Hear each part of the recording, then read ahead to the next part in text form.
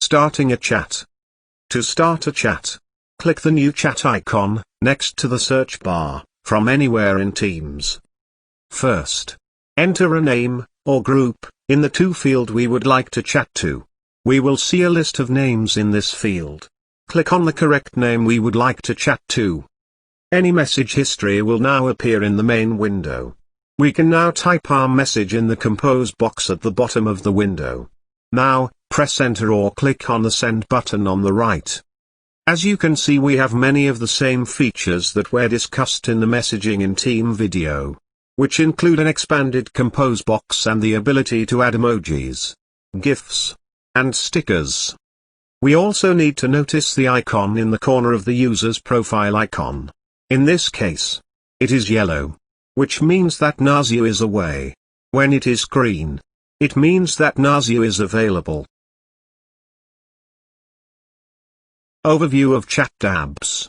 We will use the chat tab to send and view chat messages.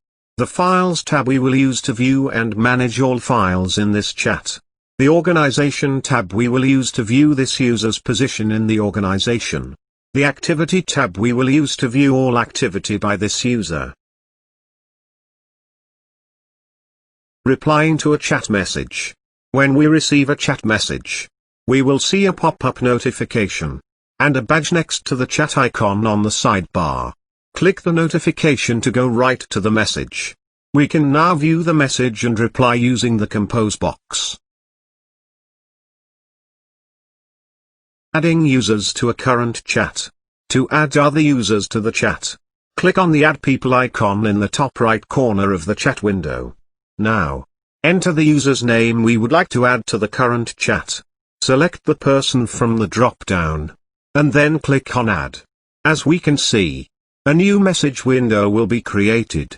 This way, the new user will not have access to our chat history. We can now create and send our message as usual. Managing chats. To manage our chat history, in the sidebar, we will move our mouse over the user chat we would like to manage. Now, click the ellipses to see the menu. The pop-out chat option will open the chat in a separate window. The mark as unread option. This is where we can mark the message as read or unread. The pin option.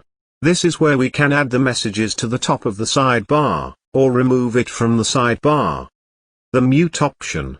This is where we can stop the user from messaging us. To have the user message us again, just unmute the user. The hide option will remove the chat and chat history from Teams.